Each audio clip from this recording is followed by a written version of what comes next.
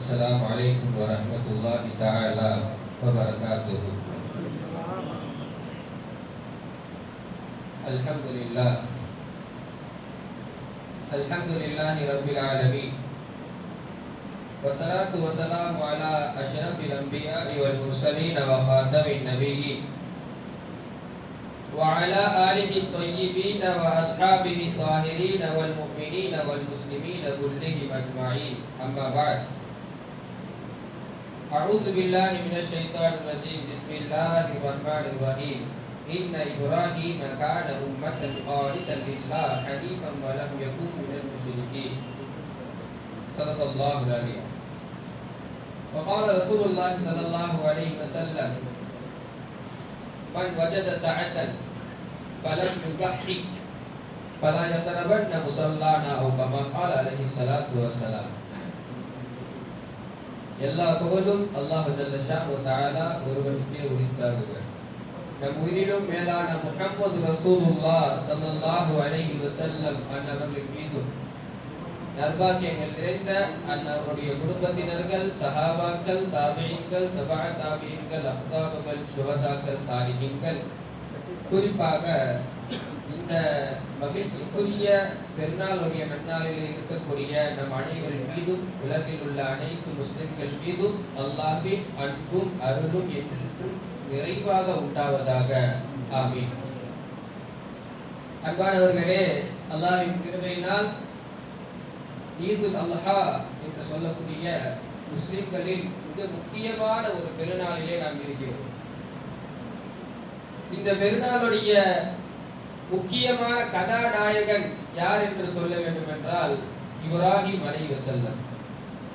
உலகம் முழுவதும் சரி, எந்த முஸல்லாவும், எந்த மஸ்ஜிதும், எந்த மிம்பரும் இந்த துல்ஹஜ் மாதத்திலே இப்ராஹிம் அலைஹிஸ்ஸலாம் அன்னவருடைய பெயரை சொல்லாமல், அவர்களை பற்றி ஒரு நினைவு இல்லாமல் கடந்திருக்காது, கடக்கவும் முடியாது.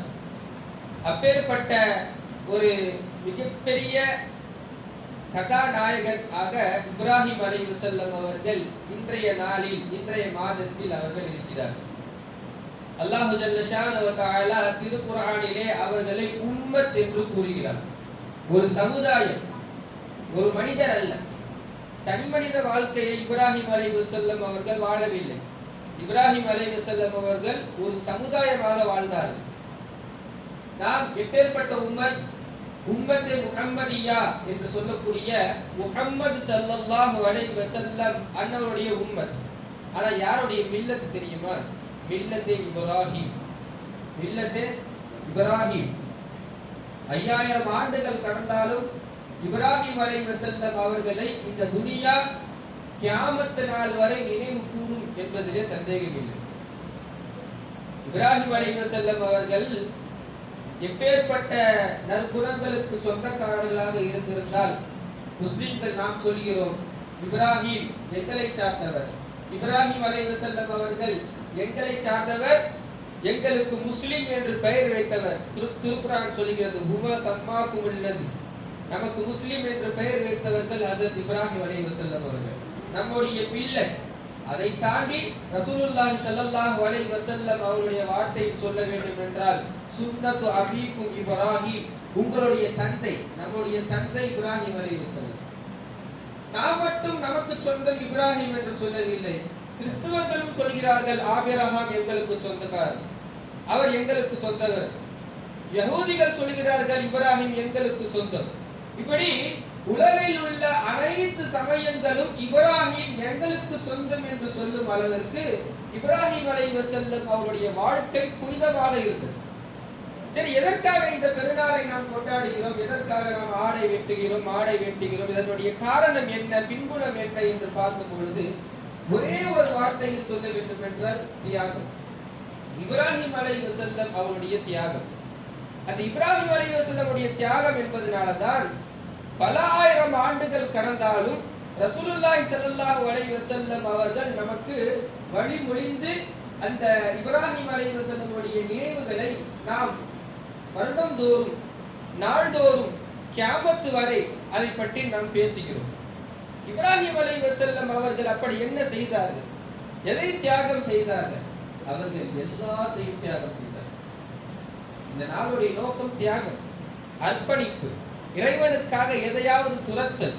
அவர்கள் துறந்தது, அவர்கள் அர்ப்பணித்தது வெறும் சாதாரணமான காசு பணம் மட்டுமல்ல, அவர்களுடைய ஒட்டுமொத்த பொருட்களையும் அவர்கள் செலவு செய்தார்கள். இப்ராஹிம் அலைஹிஸ்ஸலாம் அவர்கள் தங்களுடைய சொத்துக்களை எல்லாம் ஏழைகளுக்கு விருந்தோம்பலுக்காக அவர்கள் செலவு செய்தது, மலக்குமார்களுக்கு அவர்கள் விருந்து வைத்தது. இதையெல்லாம் திருக்குர்ஆன் சொல்கிறது. இப்போ அவர்களுடைய பொருள்களை எல்லாம் ஏழைகளுக்காக அவர்கள் செலவு செய்தார்கள், அதற்காக அவர்கள் துறந்தார்கள், அதற்காக அவர்கள் தியாகம் செய்தார்கள். இரண்டாவது, அவர்களுடைய சிறு வயதிலே, சுமார் ஒரு 16 வயதிலே நமக்கு தெரிந்த அவர்களுடைய உயிரை அவர் தியாகம் செய்தார். உயிரையே அவர் தியாகம் செய்தார். எல்லாம் சொல்கிறார்கள், பல்வேறு சிலைகளை செய்துவிட்டு சிலைகள் தான் கடவுள் என்று சொல்லும் பொழுது இல்லை, சிலைகள் பேசவில்லை, சிலைகளுக்கு தேவை இருக்கிறது. சிலையை செய்ய வேண்டும் என்றால் அதற்கு ஒரு மனிதன் தேவை, சிலை உங்களுக்கு பதில் சொல்கிறதா? இப்படி பல்வேறு கேள்விகளை ஊர் முழுக்க எழுப்பி இப்ராஹிம் அலைஹிஸ்ஸலாம் அவர்கள் தனி நபராக ஒரு புரட்சியை செய்து அதன் காரணமாக இப்ராஹிம் அலைஹிஸ்ஸலாம் அவர்கள் நெருப்பு குண்டத்தில் இடப்படுகிறார்கள் என்ற வரலாறு நமக்கு தெரியும். அப்ப அந்த நெருப்புல போட போறாங்க இப்ராஹிம் அலைஹிஸ்ஸலாம். நெருப்புனா சாதாரண நெருப்பு இல்லை, சுமார் ஒரு 40 நாட்கள் வரை அந்த நெருப்பை அவர்கள் மூட்டுகிறார்கள். 40 நாட்கள் நெருப்புன்றது ஒரு கட்டிடம் அளவுக்கு, ஒரு கட்டிடம் அளவுக்கு திருக்குர்ஆன் புனியான் என்று சொல்கிறது. நெருப்பு கட்டிடத்தை கட்டுகிறார்கள். கட்டி இப்ராஹிம் அலைஹிஸ்ஸலாம் அவர்களே அந்த நெருப்புல போட வேண்டும். காரணம் என்னன்னா, அல்லாஹ் ஒருவன் என்று சொன்னதினால், அல்லாஹ் ஒருவன் என்று சொல்ல காரணத்தினால் அவர்களை நெருப்பிலே போட்டு அவர்களை மரணமாக்க செய்ய வேண்டும். பக்கத்துல கூட போக முடியாது, ரொம்ப நெருப்பானால் அதிகமா இருந்துச்சுன்னா பக்கத்திலே போக முடியாது. 40 நாட்கள் கிட்ட இப்ராஹிம் அலைஹிஸ்ஸலாம் அவர்களை கொலை செய்ய வேண்டும் என்பதற்காக அவர்கள் நெருப்பை எறிகிறார்கள். தூரத்திலிருந்து அவர்கள் தூக்கி எறிகிறார்கள். தூக்கி எறிஞ்சு இப்ராஹிம் எப்படியோ கருகி சாம்பலாகிடுவாரு நினைக்கிறாங்க. அப்ப கூட ஜிப்ரீல் அலைஹிஸ்ஸலாம் வந்து கேட்கிறாங்க, நான் உதவி செய்யிட்டான்னு கேட்கிறாங்க. யாரு?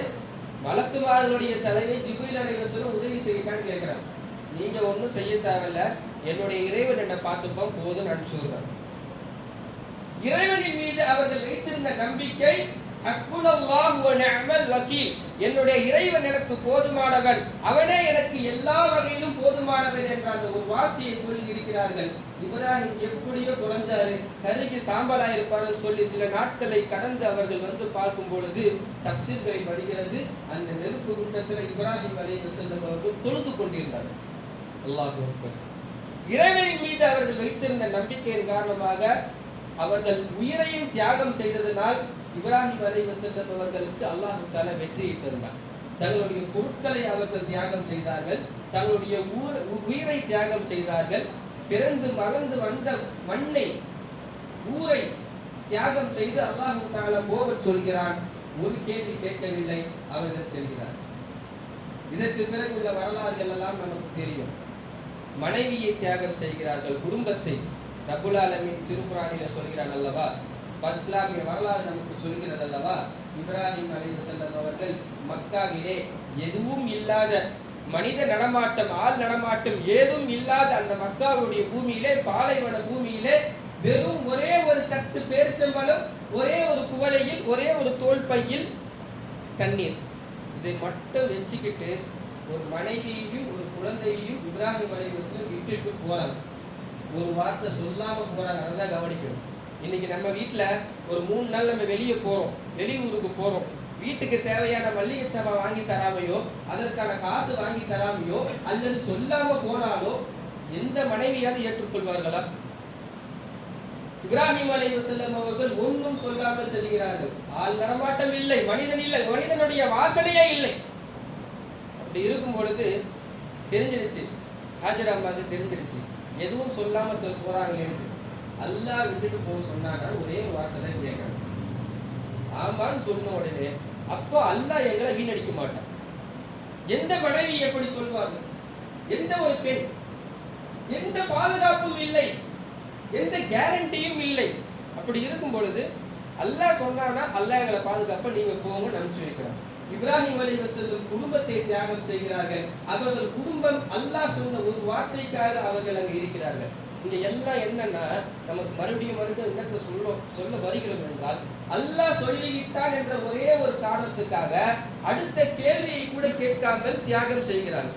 இதுக்கப்புறம் நிறைய தியாகங்கள் இருக்கிறது. இப்ராஹிம் அலைஹிஸ்ஸலாம் தன்னுடைய மகனை தியாகம் செய்வதற்காக அல்லாஹு தஆலா கனவிலே இஸ்மாயில் அலைஹிஸ்ஸலாம் அவர்களை கொலையிடுவதாக, தபவு செய்வதாக, பலியிடுவதாக கனவை தருகிறான். அதற்கு அவர்கள் செய்யும் பொழுது ஒரு வார்த்தையும் கேட்கவில்லை. இப்ராஹிம் அலைஹிஸ்ஸலாம் அவர்கள் மகனை தியாகம் செய்வதற்காக செல்கிறார்கள். மகனுக்கு தெரிஞ்சிருச்சு, அல்லாஹ் என்ன கொலை செய்ய சொன்னானான்னு கேட்கிறாரு. ஆமான்னு சொன்ன உடனே அவர் அவருடைய கழுத்தை வலிக்கிறார். பாப்பா என்ன கொலை செய்ய போறீங்கன்னு ஓடல, அல்லாஹ் சொல்லிட்டாங்க, அப்ப அல்லாஹ் என்ன பார்த்துப்பான்னு சொல்லி அவருடைய தலையை கழுத்தை அவரே காட்டுகிறார். அதற்கு பகரமாக தான் அல்லாஹ் தஆலா இப்ராஹிம் எல்லாத்தையும் நமக்காக தியாகம் செய்கிறார். இப்ராஹிம் குழந்தையும் தியாகம் செய்கிறார், குடும்பத்தையும் தியாகம் செய்கிறார், எல்லாத்தையும் செய்கிறார் என்பதனால் அந்த இஸ்மாயில் அலைஹிஸ்ஸலாம் அவர்களுக்கு பதிலாக ஆட்டை அல்லாஹ் தஆலா கொடுத்து குர்பானி செய்ய சொல்கிறான். அதை தான் நாம் வருடந்தோறும் இந்த பக்ரீத்துடைய நாட்களிலே நாம் குர்பானியாக கொடுக்கிறோம். இந்த குர்பானி பல முறை நாம் சொல்லியது போன்று வெறும் அதனுடைய ரத்தம் நமக்கு நோக்கமல்ல, அதனுடைய சதை துண்டு நமக்கு நோக்கமல்ல. நோக்கம் என்ன? இப்ராஹிம் அலைஹிஸ்ஸலாம் அவருடைய தியாகம். இப்ராஹிம் அலைஹிஸ்ஸலாம் நாம் நம்முடைய குர்பானியை நாம் வெட்டும் பொழுது, நாம் நம்முடைய குர்பானியை நிறைவேற்றும் பொழுது இப்ராஹிம் அலைஹிஸ்ஸலாம் அவர்கள் நமக்கு நினைவு வர வேண்டும். அவர்கள் செய்த தியாகம் நமக்கு நினைவு வர வேண்டும். அதை தான் ரப்புல் ஆலமீன் நமக்கு இந்த ஹஜ் பெருநாளுடைய சாராம்சமாக படிப்பனையாக தருகிறான். அல்லாஹ் ஜல்ல ஷானஹு தஆலா இப்ராஹிம் அலைஹிஸ்ஸலாம் அண்ணனுடைய தியாகத்தை நம்முடைய உள்ளத்தில் ஏற்றுவதற்கு ரப்புல் ஆலமீன் வழிவகுப்பானாக. நாமும் அல்லாஹ் ஜல்ல ஷானஹு தஆலாவுக்காக தியாகம் செய்யக்கூடிய மனப்பான்மையை தருவானாக. நம்முடைய ஈமானை ரப்புல் ஆலமீன் உறுதி செய்வானாக. குர்பானி கொடுக்க வசதி இல்லாதவர்களுக்கு வருங்காலத்தில் ரப்புல் ஆலமீன் கொடுக்கும் அளவிற்கு வசதியை தருவானாக. வரக்கூடிய ஆண்டுகளில் நாம் எல்லோரும் இன்ஷா அல்லாஹ் மக்காவிலும் மதீனாவிலும் ஹஜ்ஜிலும் இருக்கக்கூடிய நசீபை ரப்புல் ஆலமீன் நம் அனைவருக்கும் வழங்கி அருள் புரிவானாக. ஆமீன். வ ஆகிரு தஅவானா அனில் ஹம்துலில்லாஹி ரப்பில் ஆலமீன்.